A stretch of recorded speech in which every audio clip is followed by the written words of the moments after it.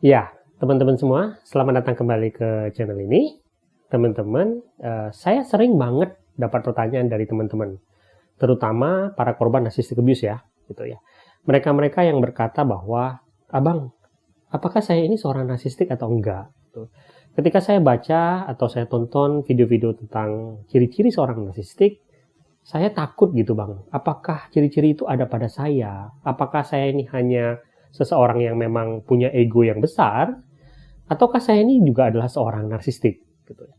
Nah, ketika teman-teman bertanya hal ini, dan saya melihat mereka bertanya dengan ketulusan, gitu ya, tidak dengan maksud apapun, biasanya sih saya akan berkata bahwa kalau kamu punya ketakutan akan hal seperti itu justru artinya kemungkinan besar kamu bukanlah seorang narsistik. Walaupun saya nggak akan berani mengatakan itu 100%. Hal terbaik adalah kalian mungkin boleh tes ke psikolog atau ke psikiater. Tetapi ketika saya melihat bahwa kalian punya ketakutan bahwa kalian mungkin adalah seorang narsistik dan mencari tahu tentang hal tersebut, ada kemungkinan besar bahwa kalian itu bukanlah seorang narsistik. Oke? Nah, sebaliknya, ketika kalian, para korban narcissistic abuse, berkata kepada seorang terduga narsistik, yang kalian sangat yakin bahwa dia adalah seorang narsistik, dan mencoba misalnya untuk menyadarkan dia, reaksi pertama dari mereka, itu justru mereka tuh menuduh kalian adalah seorang narsistik. Dan mereka tidak butuh waktu yang lama, tidak butuh diagnosa apapun, dengan sangat yakin mereka akan menyerang kalian dan mengatakan bahwa kalian adalah yang narsistik. Gitu ya. Ini bikin kalian kemudian jadi bingung dan merasa bersalah akan hal tersebut. Nah, pertanyaannya adalah, bagaimana menjelaskan fenomena ini? Ya, kenapa seorang narsistik itu harus menuduh, gitu ya, orang yang menuduh dia seorang narsistik itu adalah seorang narsistik? Tujuan apa yang ingin dicapai oleh seorang narsistik ketika dia menuduh orang lain itu adalah seorang narsistik?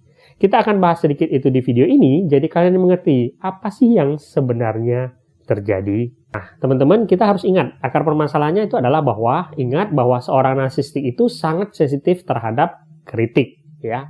Dia tuh nggak suka dengan yang namanya kritik. Kenapa? Karena itu akan mengancam false self atau false image yang dia bangun. Bahwa dia itu adalah seseorang yang punya power, dia seseorang yang kuat, dia itu adalah seseorang yang lebih daripada orang lain. Jadi ketika kritik disampaikan kepada dia, respon dia yang pertama kali, dia harus melindungi diri dia dari serangan tersebut. Walaupun ketika orang mengkritik dia tidak bermaksud menyerang dia, bagi dia itu adalah sebuah serangan. Dan ketika serangan datang kepada dia, respon alamiah dia itu adalah menyerang balik. Oke? Nah, sekarang gampangnya tuh begini loh, teman-teman. Ketika kita mau melihat ketika seseorang dikatakan bahwa dia adalah seorang narsistik, bagaimana membedakan dia seorang narsistik atau dia seorang empath?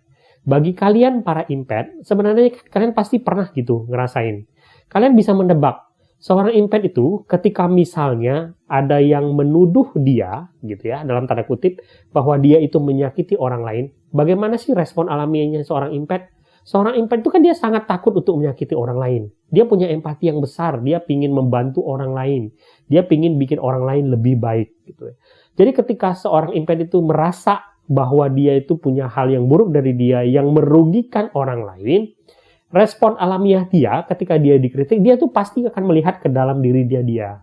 Dia pasti akan melakukan self-refleksinya dia. Dia akan ketakutan gitu. Dia akan berkata bahwa, benar nggak sih saya menyakiti orang lain? Kalau kalian seorang empath atau kalian punya kerabat yang seorang empath, kalian pasti bisa melihat itu. Seorang empath itu sangat takut kalau menerima kenyataan bahwa, oh ternyata saya nyakitin orang lain ya. Saya harus berusaha jangan sampai saya punya hal-hal buruk yang membuat orang lain terluka. Itulah kenapa ketika seorang empath, walaupun dia bukan seorang narsistik, tapi ketika dia dituduh bahwa dia adalah seorang narsistik, atau misalnya dia merasa dia adalah seorang narsistik, dia akan sangat ketakutan akan hal tersebut. Dia akan berusaha mencari tahu, apakah saya benar-benar seorang narsistik dan apakah saya benar-benar menyakiti orang lain atau tidak. Nah, justru itu sebenarnya yang menunjukkan bahwa dia adalah bukan seorang narsistik. Oke? Ingat ya, dengan catatan itu semua dilakukan dengan ketulusan hati, bukan dengan manipulasi atau topeng. Gitu ya. Nah, sekarang kalau seorang narsistik kita tahu gitu. Ketika mereka dikritik, ketika orang mengatakan sesuatu yang dalam tanda kutip tidak baik tentang dia, apa yang dilakukan oleh seorang narsistik? Dia nggak akan melakukan refleksi diri. dia justru akan menyerang orang tersebut. Dia akan menganggap itu sebagai sebuah ancaman. Respon alamiah pertama yang akan dilakukan oleh seorang narsistik itu adalah menyerang balik. Itulah kenapa ketika seorang narsistik dibilang bahwa dia adalah seorang narsistik, respon pertama dia apa? Dia akan menyerang balik dulu. Dia tidak akan melihat ke dalam dulu, dia tidak akan melakukan self-reflection, dia akan melakukan serangan balik karena itu mengancam diri dia. Bagi dia itu mengancam diri dia. Oke, nah sekarang ketika seorang narsistik merasa terancam, ketika dia merasa ada sesuatu yang jelek dalam diri dia, dan dia tidak mau mengakui hal tersebut, apa yang biasanya dilakukan oleh seorang narsistik? Ya, kita tahu salah satunya itu adalah projection. Ya, ketika seorang narsistik menuduh orang lain narsistik, sebenarnya dia sedang melakukan projection. Untuk yang lupa, sedikit ya, projection itu adalah kondisi di mana ketika seseorang mengaitkan hal-hal yang jelek tentang diri dia, tetapi dia limpahkan kepada orang lain. Artinya, dia tidak mau mengakui hal yang buruk tentang diri dia, dan dia melemparkan itu dan menuduh bahwa orang lainlah yang melakukan hal tersebut, sehingga dia tidak harus bertanggung jawab akan kejelekan dia tersebut. Contoh, ketika dia selingkuh, dia akan menuduh pasangannya yang selingkuh. Ketika dia yang melakukan abuse, dia yang akan menuduh pasangannya yang melakukan abuse. Nah, ketika dia seorang narsistik, dialah yang seseorang yang egois, yang manipulatif, dia akan menuduh orang lainlah yang narsistik sebagai projection untuk melarikan diri dia dari kejelekan diri dia tersebut. Nah, itulah sebenarnya yang justru kemudian membuka topeng seorang narsistik. Ketika kita mengatakan bahwa dia seorang narsistik dan dia kemudian menyerang balik dan memproyeksikan semuanya, sebenarnya itu adalah sebuah pernyataan yang menunjukkan kebenaran tentang siapa diri dia. Projection yang dilakukan oleh seorang NPD itu justru sebenarnya membuka rahasianya dia sendiri. Nah, yang kedua, teman-teman, ketika seorang narsistik itu menuduh orang lain adalah seorang narsistik, itu sebenarnya tujuan dia itu adalah membuat orang yang mengatakan itu menjadi bingung dan kemudian meragukan realitanya mereka sendiri. Jadi ketika dia dituduh sebagai seorang narsistik dan dia melontarkan tuduhan itu balik, gitu ya, tujuan dia selain menyerang, selain mengalihkan perhatian dari dia ingin bikin orang tersebut untuk bingung dengan realitanya. Dia ingin orang lain tersebutlah yang kemudian merasa bahwa dirinya adalah seorang narsistik.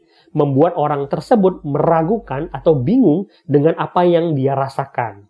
Ini namanya adalah gaslighting.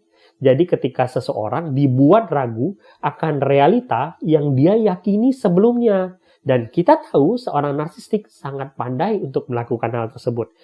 Dia kemudian akan melontarkan banyak perkataan, manipulasi gitu, menjungkir balikan fakta supaya yang mengatakan itu yang kemudian merasa bahwa dia adalah seorang narsistik. Inilah kenapa kalian para korban narcissistic abuse banyak yang kemudian merasa, abang, ketika saya mencoba mengatakan bahwa dia seorang narsistik, mencoba menyadarkan dia, justru dia kemudian menuduh saya. Dan justru kemudian sekarang saya yang bingung dan merasa bahwa saya adalah seorang narsistik. Dan dia sangat yakin akan hal tersebut dan sama sekali nggak pernah melakukan refleksi diri.